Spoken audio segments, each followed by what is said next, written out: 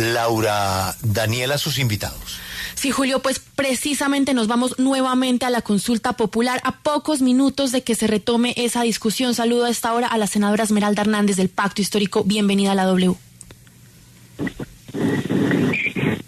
Laura, muy buenos días. Un saludo para ti, para Julio, para toda la mesa de trabajo y por supuesto para la audiencia que nos acompaña. Es un placer como siempre estar en este espacio. Y también saludo al senador Alfredo de Luque del partido de la U. Buenos días, senador.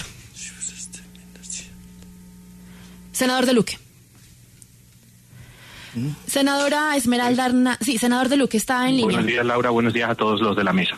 Buenos días, senador. Senadora Esmeralda Hernández, inmediatamente inicio preguntándole qué va a hacer el gobierno si por cuenta de la apelación, que a propósito está de primer punto en el orden del día, se hunde la consulta popular, o más bien, ¿qué es lo que está haciendo el gobierno para que eso no ocurra? Pues bueno, yo creo que más que lo que haga el gobierno, hoy la decisión sobre el futuro de la consulta popular está en el Congreso de la República y yo creo que es una mala jugada, yo creo que es una trampa y el país tiene que saberlo y tiene que conocerlo, que a pesar de que ayer se debatió durante más de 7 horas la viabilidad de la consulta popular, hoy nos ponen como primer punto en el orden del día no la votación de la consulta popular, sino la votación de una apelación que entre otras cosas no tiene ninguna viabilidad. ¿Por qué? Laura, porque la reforma laboral se hundió el 18 de marzo, es decir, hace 9 semanas. Si se reviviera hoy mediante el mecanismo de apelación, ¿qué es lo que pasa? Pasaría a una comisión, que es la que defina esa comisión, accidental, a una comisión fija, una comisión constitucional, para que se debata en tercer debate y luego vaya a la plenaria en cuarto debate y después de eso faltaría la conciliación, que tiene que aprobarse tanto en la plenaria de la Cámara como en la plenaria del Senado. Es decir, 2 debates gruesos, fuertes, duros, más 2 debates de conciliación que tendrían que surtirse en 5 semanas, que es lo que le resta a esta legislatura, y si eso no se logra, pues por supuesto la reforma laboral se va a hundir. Hoy yo creo que virtualmente esa reforma está hundida, es decir, no tiene posibilidad de surtir absolutamente todo ese trámite, más aún viendo la falta de voluntad política del Congreso de la República, especialmente del Senado, para avanzar en el reconocimiento de los derechos de los trabajadores y trabajadoras. Si eso sucede hoy, si se vota hoy de primera la apelación, lo que significa es que quieren tenderle una trampa a la consulta popular, porque reviviendo la apelación, pues lógicamente la consulta popular no tendría ninguna lógica ni ningún sentido, y en esa línea entonces no se discutiría o se votaría negativo diciendo que se revive la discusión en el Congreso, cosa que tiene que quedar absolutamente clara. Es un engaño, es una mentira y es una jugada más de las que sabe hacer el Congreso de la República. Senador de Luque, el partido de la U precisamente es la primera bancada que asegura que va a votar favorablemente esa apelación que pretende revivir la reforma laboral. ¿Qué responde usted a su colega que dice que, por ejemplo, su bancada y la de algunos otros partidos tradicionales buscan tenderle una trampa a la consulta popular? No es ninguna trampa. Los que buscan tender una trampa al pueblo colombiano son quienes promueven una consulta popular o populista más bien, que lo que quiere es adelantar las campañas políticas, dado el desgobierno que ha venido sucediendo en el país desde hace mucho rato, los escándalos de corrupción. El gobierno se quedó sin argumentos, fracasó en la mayoría de los temas que se propuso y ve en esta posibilidad la única opción para poder recoger los adeptos que ha perdido en los últimos tiempos. Nosotros sí creemos que las 5 semanas dan los tiempos para ello. Acuérdense que la U hace pues esta propuesta basada en 2 cosas. La primera es que la consulta popular no hace otra cosa sino gastar recursos públicos a manos llenas durante un tiempo, adelantar unas campañas políticas para luego esas preguntas convertirlas, si son aprobadas, en un proyecto de ley que va a venir al Congreso nuevamente a discutirse. Es decir, lo mismo que se puede discutir hoy, se va a discutir el año entrante cuando la consulta, si es que pasa todos sus pasos, pues en ese momento pues nosotros tendríamos que volver a discutir lo que hoy se puede discutir. Y recuerden una cosa también, el partido de la U tenía una propuesta alternativa, de ponencia alternativa, porque el partido de la U siempre ha estado dispuesto a conciliar y a ceder y aceptar las posiciones que sean lógicas para tener una reforma laboral que de verdad sí ayude a los colombianos y a las pequeñas y medianas empresas. Estamos en este punto es porque el gobierno no quiso conciliar, no quiso llegar a unos acuerdos importantes con el Congreso, así como no lo quiso hacer cuando llegamos a unos acuerdos. Por ejemplo, se recuerdan el año pasado con la reforma de educación, llegamos a unos acuerdos en la Comisión Primera y luego pues el presidente se echó para atrás, porque pues si no se aprueba lo que él quiere, pues sencillamente... Senador de Luque. Pero senador de Luque, ¿usted podría negar que estamos en estas es por cuenta de lo que pasó en la Comisión Séptima, que hundió el proyecto sin discutirlo? Sí lo discutieron, Julio, sí lo discutieron y hubo unas posiciones juiciosas ahí en el Congreso de la República. ¿Cómo cuándo lo discutieron?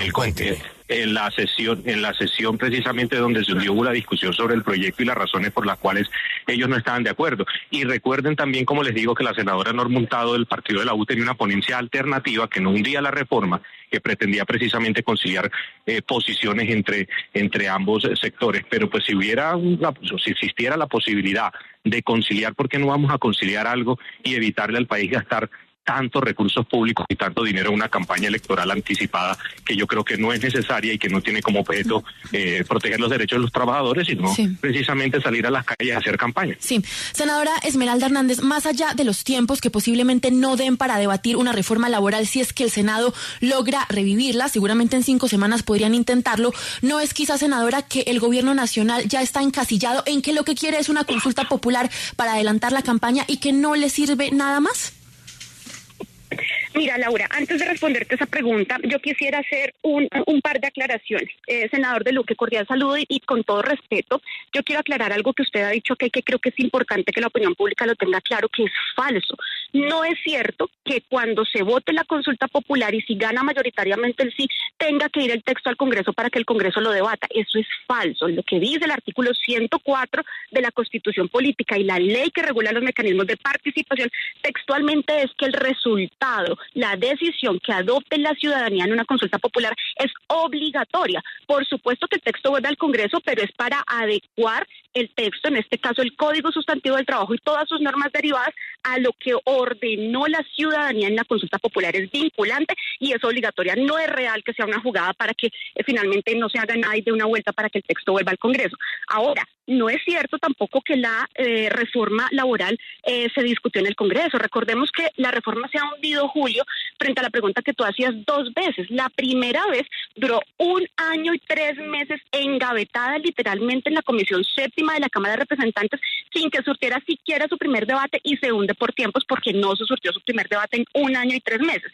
Y la segunda, como todo el país lo vio y lo conoció, se hunde en la Comisión Séptima del Senado en tercer debate porque no se dio el debate. Simplemente presentaron una propuesta, una ponencia de archivo en la que no se permitió abrir el debate ni la discusión alrededor del articulado. Si hubieran estado a favor de unos artículos, se hubiera podido presentar una ponencia con modificaciones en la que se aceptaran algunos artículos y se argumentara por qué no estaban de acuerdo con otros artículos que bien se podían eliminar, suprimir o modificar. Eso no se dio. Radicaron una ponencia de archivo y por eso es que hoy el gobierno nacional y la ciudadanía nos vemos abocados a plantear una posibilidad para que sea la gente, para que sea la ciudadanía la que de manera directa, la que mediante un mecanismo de participación que es legítimo, que es constitucional y que por supuesto tiene unos costos asociados como es normal en cualquier proceso de participación democrática en el país, pues tiene que darse. Entonces, yo creo que aquí el argumento de los costos,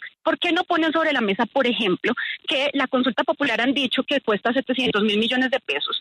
¿Por qué no ponen sobre la mesa los costos que ha tenido que asumir el trabajador, los trabajadores y trabajadoras colombianas durante 23 años, es decir, desde el 2002, donde han dejado de percibir por cuenta de las disminuciones y de la precarización laboral por las decisiones que se tomaron en ese año, que cuestan alrededor de 2 billones de pesos al año? Eso es lo que deja de percibir un trabajador o una trabajadora. Yo también quiero que pongamos sobre la mesa la discusión, por ejemplo, porque aquí se ha dicho que en nombre de la formalización, de generar más empleos formales, de dinamizar la economía, de proteger al empresariado, que es el que genera el trabajo, se han precarizado las condiciones laborales, pero nada de eso ha sido real. Si ustedes miran, por ejemplo, los índices de formalización... Sí, senadora, pero pido que me responda la pregunta que le hacía, y es si al gobierno realmente no le sirve nada más que no sea la consulta popular, porque eso les permitiría hacer campaña. Pues Laura, es que el gobierno hizo absolutamente todo, es decir, durante 3 años intentó la vía normal y tranquila, que es la vía del Congreso de la República, y no lo logró. ¿Cuál es el paso en este momento? Miren, si nosotros tuviéramos los tiempos, nosotros no tendríamos absolutamente ningún problema, y si tuviéramos la confianza en el Congreso de la República, que por demás hoy está completamente deslegitimado, no tendríamos ningún problema en debatir la reforma. Es más, si ustedes se dan cuenta, el presidente de la República, el gobierno nacional, le mandó mensaje de urgencia a la mini reforma que radicó el Partido Liberal, reviviendo 2 puntos de la reforma inicial que, entre otras cosas, el senador Pinto vuelve y la deteriora cuando presenta la ponencia. Es decir, nosotros hemos intentado todo, le manda mensaje de urgencia a una reforma que no resuelve el problema estructural, pero que intenta por lo menos abarcar algunos puntos. Hoy, ¿cuál es nuestra ruta? Hoy, ¿cuál es la vía? Que la ciudadanía sea la que tome la decisión. Yo no entiendo cuál es el miedo, yo no entiendo cuál es el riesgo que le ven a que la ciudadanía que tiene el poder constituyente primario sea la que tome la decisión. Yo no lo entiendo.